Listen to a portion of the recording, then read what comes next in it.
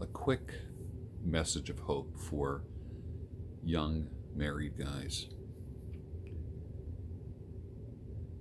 There's going to be times when you wonder if you made a mistake by getting married.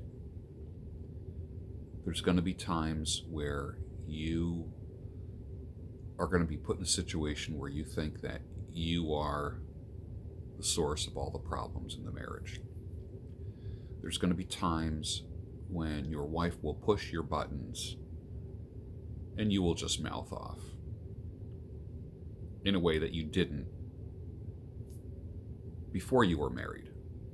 Marriage changes a lot of things in relationships. Some of you have heard me say that some people ruined their relationship by getting married. I know people that dated for a long time and then got married and then just everything went to hell. Therefore, like ruining it by getting married. Can you ruin it by getting married? No. Ultimately, I think when it's all said and done, not every relationship needs to go to the altar. Okay, you want to honor God, you want to be a godly man, but not every relationship, not every time you feel love for somebody, or just because you feel love for somebody, doesn't mean you have to go to the altar. But now you went to the altar. And here's some advice for you. When you get into an argument with your wife, she's no longer your girlfriend, she's your wife. She's not a piece of property anymore. And I'm not asking you to simp or cuck or whatever the words are. I guess those are popular words now. You don't have to give in every time. But you don't have to exert domination all the time. But I don't want you to give up either. But here's just some practical things that I want you to do. In the midst of an argument, it's better to let that person talk, yell, scream. They're going to push your buttons. Become, I don't want to say impermeable, but no one can hurt your feelings or push your buttons more than your wife. No one can emasculate you quicker than your wife. Your goal, your mission, if you choose to accept it, is to not let those things bother you. If there are valid concerns, obviously, deal with them. Now, I'm not saying this is a one-way street, because my job is not to teach the young women. That's the older woman's job, to teach the young women, like Scripture says. My job is to teach the younger men.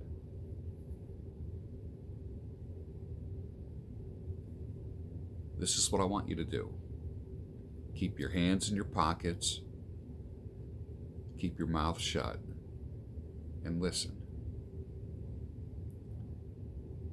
If you have to walk away when it reaches a certain point, then walk away. But don't do it silently.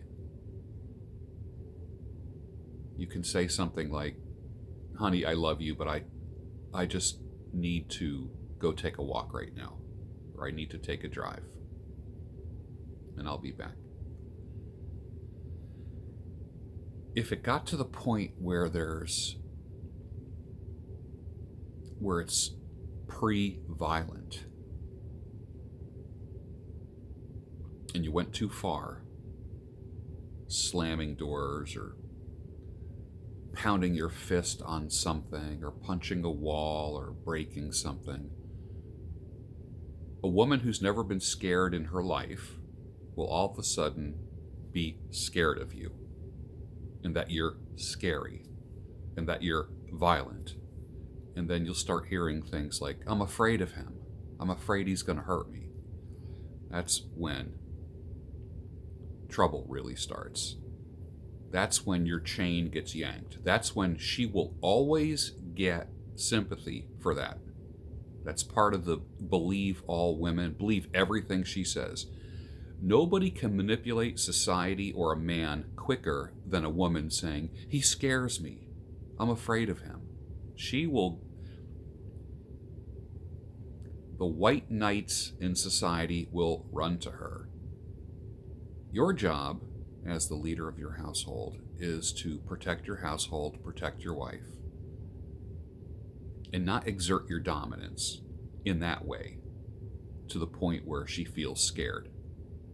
But I will say this, a certain percentage of women who say, I'm scared, he scares me, they're full of crap. It's a way of intimidating you. Now, there are some guys that are intimidating.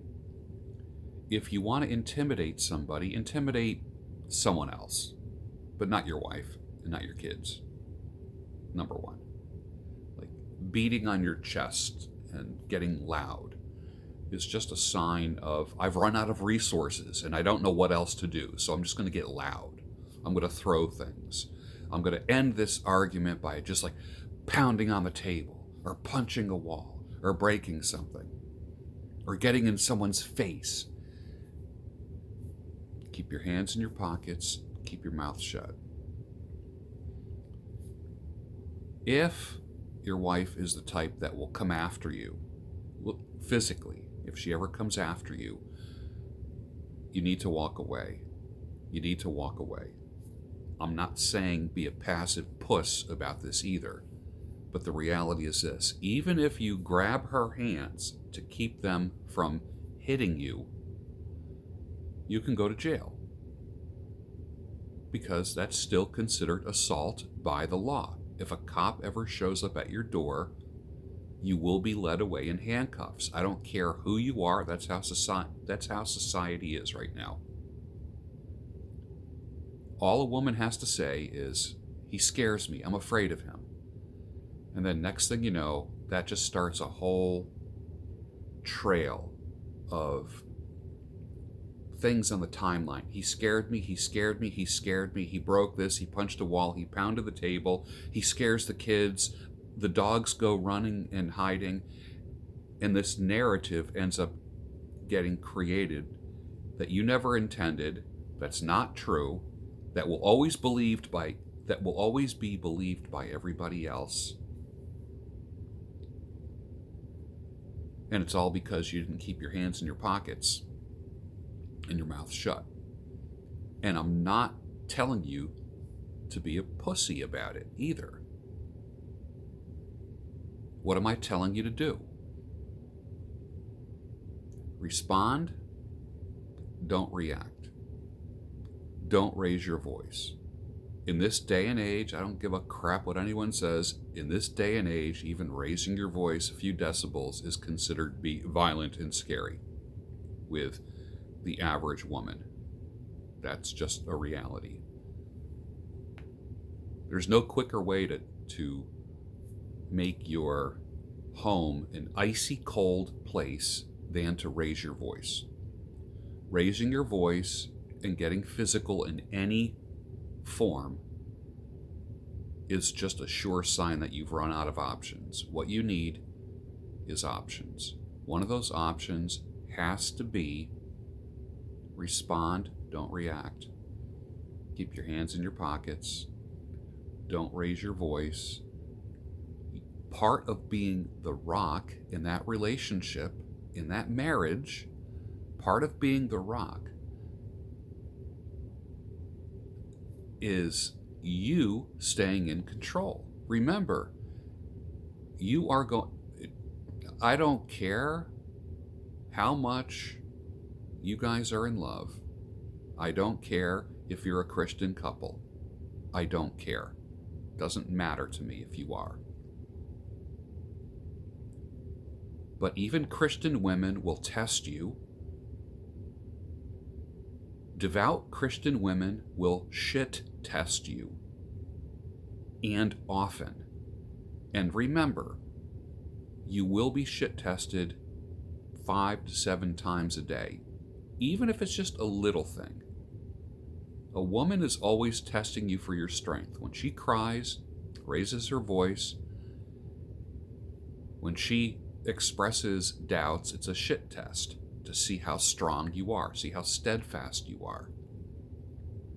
Your mission as a married man, and I'm not telling you this as an authority, I'm telling you this as an older guy who made mistakes, who looks back and says, if I can do it all over again, this is what I would do different. So this is kind of the source of this video. If I personally could do it again, I would do things differently. So I'm not teaching you this because I was such a success at everything and have such a track record of harmonious relationships. It's coming from a resume of multiple failures in my past. You heard me say this maybe 3 or 4 times in the past year, where I haven't had a bad relationship with a woman in a long time. Haven't had conflict with a woman in a long time. Years. Not because women changed, but because I changed. Gentlemen, keep your hands in your pockets. It sounds like, it almost sounds like the Doors song, right? Keep your eyes on the road and your hands on the wheel. Well, here's my version. Keep your hands in your pockets and your mouth shut. And just listen. Listen beyond what she's saying. Listen beyond her volume. Listen beyond the screeching. You are different. Men and women are different. They express themselves differently. A woman will act like she's given up hope much faster than a man will. A woman will say, well, maybe we shouldn't get married. Maybe this marriage was a mistake. And that will push your buttons. Because if you, prior to marriage, thought that marriage was going to end all your problems, all of a sudden the fantasy gets shattered the first time she says that. And then you start thinking that, well, maybe we shouldn't have gotten married. So don't let that can grow like cancer too. I mean, that can grow like a fungus in your brain. Maybe we shouldn't have got married. Maybe I married the wrong person. I don't care if you've been married 1 month, 1 year, or 10 years. It's time to get a grip on this stuff now. And it's never too late. It's never too late. One of the things that can make it too late is if you ever got physical with her. The minute you get physical with your wife, the minute you get physical with her, that changes everything. Just like there's certain things that change everything. You know, like when you go from being non-sexual to sexual in your life, the relationship changes. Everything changes. It's the same thing with any kind of like violence. And I'm not talking about intimidation, that's different. I'm talking about actual violence. That changes everything. If you've gone there, you better seek some help. You better seek some help. But don't go back begging. You show that you have changed by the way that you live. People will believe what you do, not what you say. How many men go back saying, I promise I'll never do that again. I promise. Only to do it again. It's like any addict. I promise I won't drink. I promise I won't get high. Like whatever.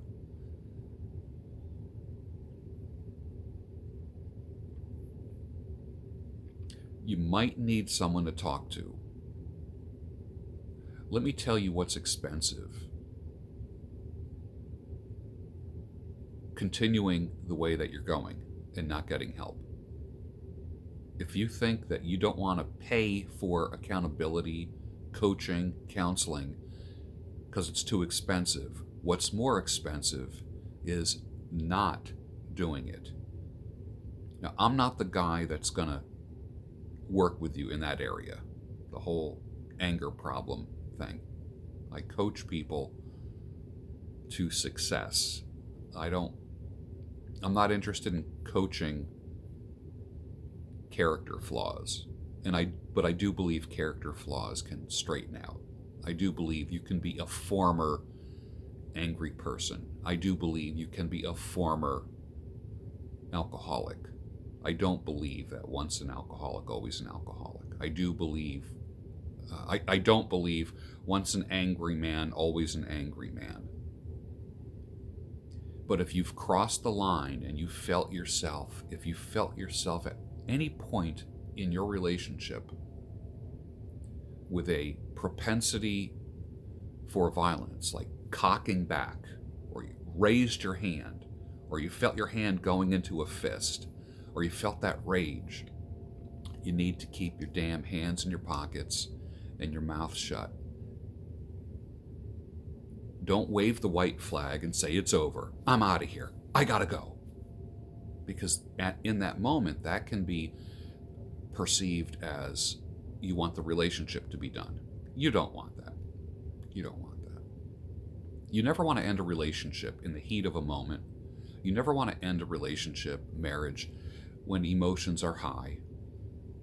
Never. You want to respond, not react.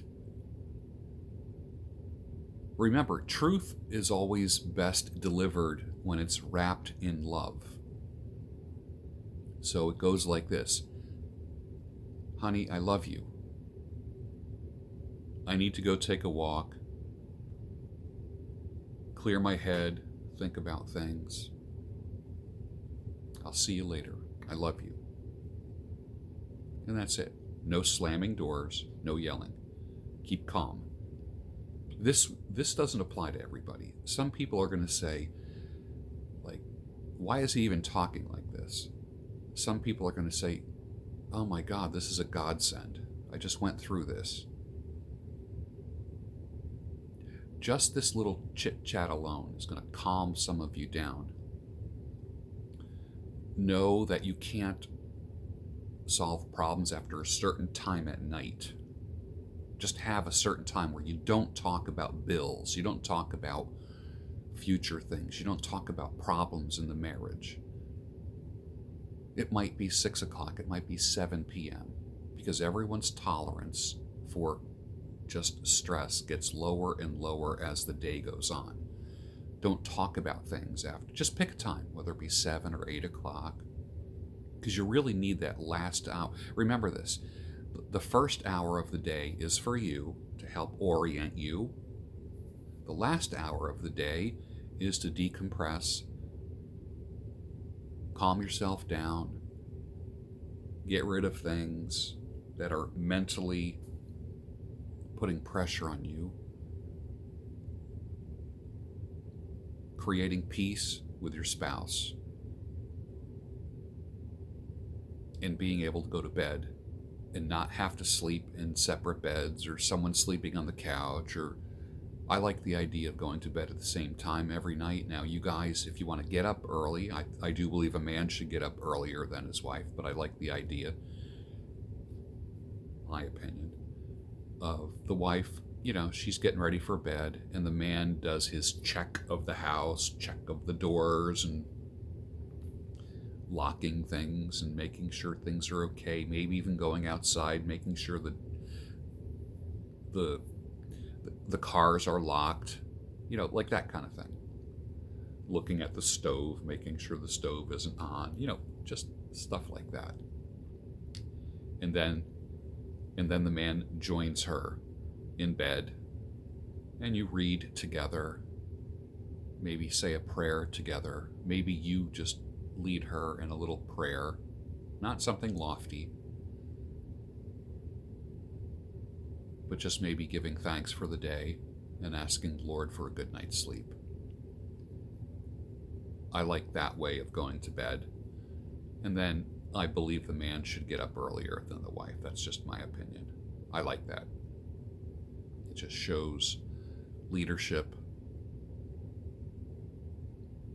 And you do your once around the house. Maybe feed the pets, pull up the blinds, get some light in, that kind of thing. Or maybe you're sitting quietly. Remember, the first hour of the day is for you. Or you're reading scripture. Like right now, I'm going through the book of Luke. Just one chapter a day for prior to Christmas. Just read one. I'm not asking you to read a lot. Even if you're not a reader, even if you're not like an academic person, you might say, well, I'm not much of a reader. Read one chapter a day in the book of Luke. Start with chapter 1 and read one chapter a day until you get to the end. One chapter a day in the morning. Remember, the first hour is for you. If you go to bed like that and wake up like that, you can have a more harmonious relationship. Remember, we keep saying that men and women are different. Men say that. Women like to say, we're the same, we're equal, but then they don't act it. And then they get offended. And then they use that against you.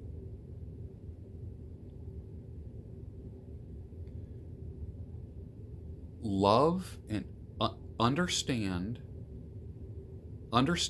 leads to love, not love leading to understanding. Understand your woman first,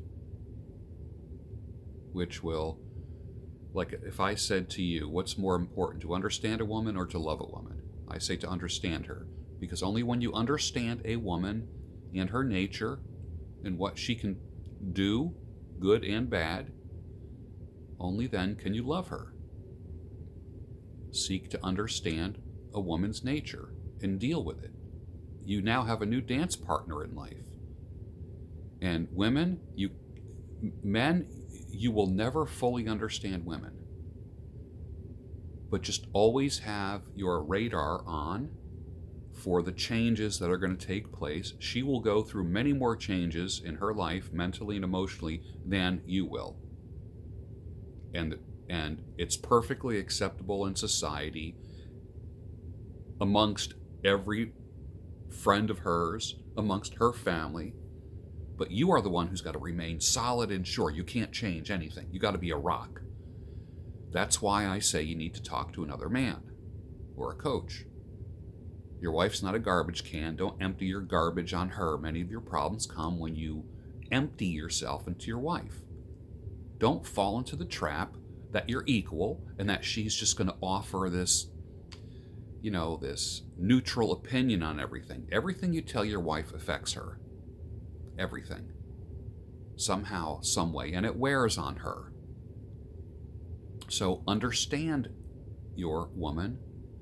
Understand women in general. There's the understanding of women in general, and then there's the understanding of your woman specifically. I hope this helps. It was a little bit of rambling there, but I hope you grabbed a few little nuggets that are going to help you. You'll be fine, but for the guys that are dealing with this, here's the 3 things. Keep your hands in your pockets, keep your mouth shut, and figure out a way to go and decompress. Walk, drive. While you're doing that, talk. Don't go and turn on music. Don't do that. All right. You don't want to block the thoughts in your head. You want them to come out. Even if you're walking and talking to yourself or talking to God, it's going to help. When you come back in the house, just because you've calmed down doesn't mean she's going to calm down. So don't think that you disappearing for an hour and calming your own shit down and then walking back in and saying, "Hi, honey," and then trying to, love up to her again. She's going to push you away. Realize things didn't change in her mind. You have to change you. You be the strong one, and then she will come to you with an apology if she was wrong. If you were clearly in the wrong with whatever the issue is, then you own up to it. But don't own up to it right then and there, because that's too knee-jerk. If you did something wrong, it goes like this: honey, I gave it some thought, and you know what? I was wrong with what I said. I was wrong with what I did, and I apologize and ask for your forgiveness on that. And I'll try not to do it again. That's a good option. You could do that. If you weren't wrong, if she was clearly in the wrong and too emotional, or she has an issue,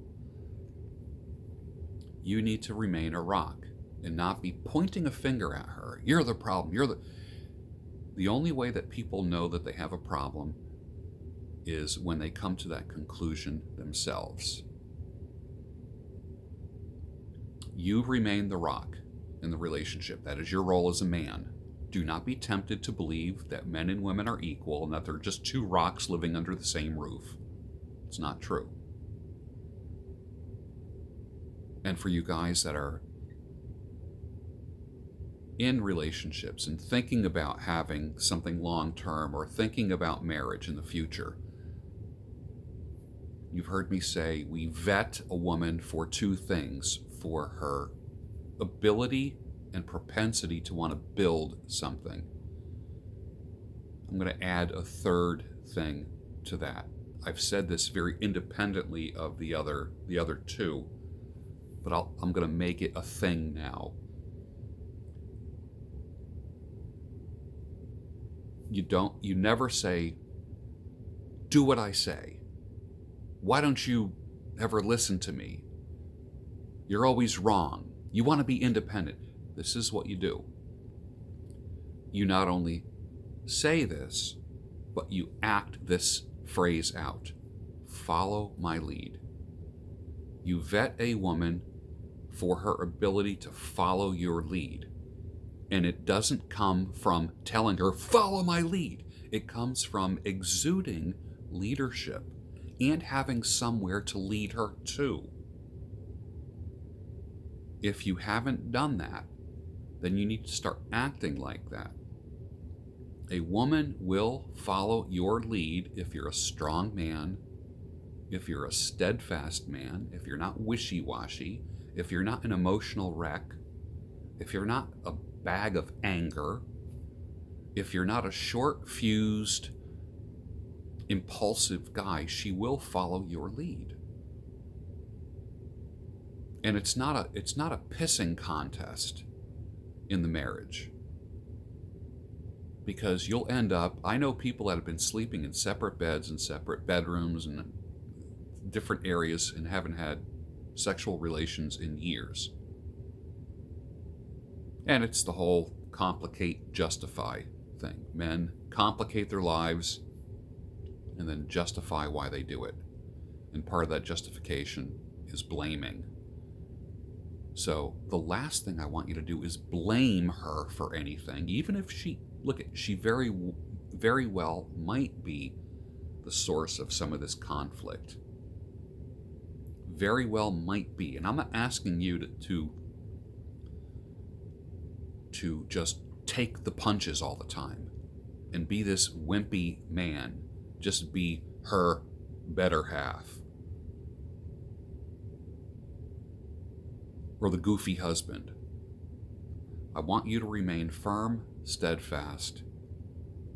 If you want her to follow your lead, what exactly are you leading her to? And how are you leading? How are you leading? You lead with silence.